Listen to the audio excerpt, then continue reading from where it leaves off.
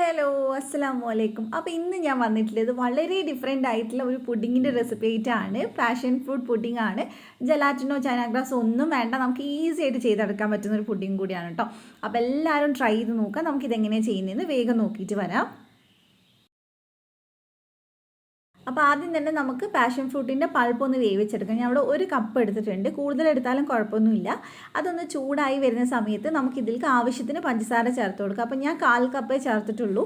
ഒരുപാട് പുളിയുള്ള passion fruit ആണെങ്കിൽ മധുരം കുറച്ച് കൂടുതൽ ചേർക്കേണ്ടി വരും. ഇനി ഇത് നമുക്ക് പഞ്ചസാര ഒന്ന് മെൽറ്റ് ആവുന്ന സമയത്ത് നമുക്ക് കുറച്ചും കൂടി ഒന്ന് ഫ്ലെയിം ഒരു മീഡിയം ഫ്ലെയിമിൽ വെച്ചിട്ട് ഇതൊന്ന് ചെറുതായിട്ടൊന്ന് വറ്റിച്ചെടുക്കാം. ഒത്തിരി വറ്റേണ്ട ആവശ്യമില്ല.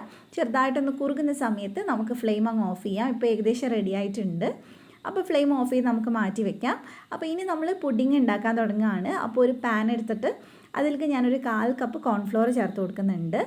അതിൻ്റെ കൂടെ തന്നെ 1/2 കപ്പ് പഞ്ചസാര, പിന്നെ 1 കപ്പ് പാലൂടെ ചേർക്കുന്നുണ്ട്. നല്ല കട്ടിയുള്ള ഒറിജിനൽ പശുവും പാലാണ് എടുത്തിട്ടുള്ളത്. നിങ്ങളുടെ കയ്യിൽ പാക്കറ്റ് പാലാണ് ഉള്ളെങ്കിൽ അതായാലും മതി. അപ്പോൾ 1/2 ലിറ്ററാണ് നമുക്ക് മൊത്തത്തിൽ പാൽ വേണ്ടത്. അപ്പോൾ 1 കപ്പ് ഞാൻ ഒഴിച്ചിട്ട് നന്നായിട്ട് ഇതൊന്ന് മിക്സ് ചെയ്തെടുത്തതിന് ശേഷം 1 കപ്പും കൂടി ഒഴിച്ച് കൊടുക്കുന്നുണ്ട്. അപ്പോൾ ഞാനിത് 1 കപ്പ് പാലൂടെ ഒഴിച്ചിട്ടുണ്ട് കേട്ടോ. അത് ഞാൻ കാണിക്കാൻ വിട്ടുപോയതാണ്. അപ്പോൾ ഇനി നമുക്ക് ഫ്ലെയിം ഒന്ന് മീഡിയം ഫ്ലെയിമിൽ വെച്ചിട്ട് നമുക്കിതൊന്ന് ചൂടാക്കിയെടുക്കാം. കുറച്ചൊന്ന് ചൂടായി വരുന്ന സമയത്ത് ഇത് ചെറുതായിട്ടൊന്ന് കുറുകി തുടങ്ങും. അപ്പോൾ ചെറുതായിട്ട് കുറുകി തുടങ്ങുമ്പോൾ നമുക്ക് ഫ്ലെയിം ഒന്ന് നല്ലോണം കുറച്ച് കൊടുക്കാം. കാരണം നമ്മൾ കുറുകി തുടങ്ങിയിട്ട് ഫ്ലെയിം കൂട്ടിയിട്ട് കഴിഞ്ഞാൽ ചിലപ്പോൾ അടിയിൽ പിടിക്കും. അപ്പോൾ ഇത് നന്നായിട്ട് കുറുകി ഒന്ന് മിക്സായി വന്നിട്ടുണ്ട് നല്ലപോലെ. അപ്പോൾ ഇത്രയും മതി, ഒരുപാട് കട്ടിയാക്കണ്ട. ഈ ഒരു തിക്നെസ് വേണം നമുക്ക്. നമ്മൾ പൾപ്പ് ചേർക്കുന്നതുകൊണ്ട് ഒത്തിരി ലൂസാണെങ്കിൽ നമുക്ക് സെറ്റായി കിട്ടുകയില്ല. അപ്പോൾ ഇനി ഫ്ലെയിം ഓഫ് ചെയ്ത് വെച്ചതിന് ശേഷം നമ്മൾ ഇതിലേക്ക് പൾപ്പ് ചേർത്ത് കൊടുക്കുകയാണ്. ഞാൻ അവിടെ ഒരു 4-5 ടീസ്പൂൺ ചേർക്കുന്നുണ്ട്. അപ്പോൾ ഫ്ലേവർ എത്ര വേണമെന്ന് വെച്ചാൽ അതിനനുസരിച്ച് ചേർത്ത് കൊടുക്കാം. അപ്പോൾ നന്നായിട്ട് നമുക്കിനി ഒന്ന് മിക്സ് ചെയ്തെടുക്കാം. പെട്ടെന്ന് തന്നെ കാര്യം ചെയ്യണം, കാരണം ഇനി പെട്ടെന്ന് സെറ്റായി പോവും.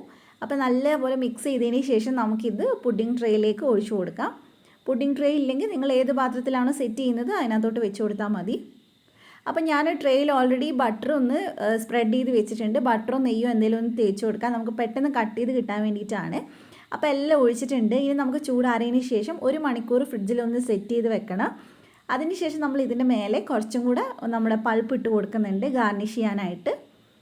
അപ്പോൾ അത് എത്രത്തോളം വേണമെന്ന് വെച്ചാൽ ഇട്ട് കൊടുക്കുക. കാരണം അത് ചേർക്കുമ്പോൾ ചെറിയൊരു പുളിയും അടിയിലത്തെ ലെയർ നല്ല മധുരമൊക്കെ ആയിട്ട് വേറെ തന്നെ ഒരു ടേസ്റ്റ് ഉണ്ടാവും. അപ്പോൾ നിങ്ങൾക്ക് എത്രത്തോളം വേണോ അതിനനുസരിച്ച് നിങ്ങൾ ഇട്ട് കൊടുക്കുക. അപ്പോൾ ഫുള്ളായിട്ട് ഞാൻ ഒന്ന് സ്പ്രെഡ് ചെയ്ത് കൊടുത്തിട്ടുണ്ട്. അപ്പോൾ കണ്ടില്ലേ, ഇനി നമുക്ക് ഇതൊരു 2 മണിക്കൂറും കൂടെ ഫ്രിഡ്ജിലൊന്ന് സെറ്റ് ചെയ്യാൻ വെക്കാം. നല്ല തണുത്തിട്ട് കഴിക്കുമ്പോഴാണ് ടേസ്റ്റ് ഉണ്ടാവുക. അപ്പോൾ ഇപ്പോൾ ഏകദേശം ഞാനൊരു 2-3 മണിക്കൂറൊക്കെ ഒന്ന് സെറ്റ് ചെയ്തിട്ടുണ്ട്. നമുക്കിനി ഇതൊന്ന് കട്ട് ചെയ്തെടുക്കാം. നമുക്ക് കത്തി വെച്ചിട്ട് കട്ട് ചെയ്തെടുക്കാൻ പറ്റും, കാരണം അത്രയും നന്നായിട്ട് സെറ്റ് ആയിട്ടുണ്ടാവും. അപ്പോൾ എല്ലാവരും ട്രൈ ചെയ്ത് നോക്കാം കേട്ടോ. നല്ല ടേസ്റ്റി ആയിട്ടുള്ള പുഡിംഗ് ആണ്. നമുക്ക് പാലൊക്കെ ഉണ്ടെങ്കിൽ എളുപ്പത്തിൽ ചെയ്യാൻ പറ്റുന്നതാണ്. അപ്പോൾ ഇതുപോലെ തന്നെ നമുക്ക് വേറെ ഫ്രൂട്ട്സ് വെച്ചിട്ടൊക്കെ ചെയ്യാം. അപ്പോൾ എന്തായാലും ട്രൈ ചെയ്യുക, എന്നിട്ട് എൻ്റെ അടുത്ത് ഫീഡ്ബാക്ക് പറയാം. അപ്പോൾ നിങ്ങൾക്ക് റെസിപ്പി ഇഷ്ടമായിട്ടുണ്ടെങ്കിൽ ചാനലൊന്ന് സബ്സ്ക്രൈബ് ചെയ്യുക, തൊട്ടടുത്തുള്ള ബെല്ല് ക്ലിക്ക് ചെയ്തിട്ട് ഓളോടെ ക്ലിക്ക് ചെയ്യുക. എന്നാൽ മാത്രമേ ഞാൻ വീഡിയോസ് ഇടുമ്പോൾ നോട്ടിഫിക്കേഷൻ വരുള്ളൂ. അപ്പോൾ വീഡിയോ ഇഷ്ടപ്പെട്ടിട്ടുണ്ടെങ്കിൽ ലൈക്ക് ചെയ്യുക. നമുക്ക് മറ്റൊരു വീഡിയോ ആയിട്ട് വീണ്ടും കാണാം. ഇൻഷാ അല്ലാഹ്. Thank you for watching.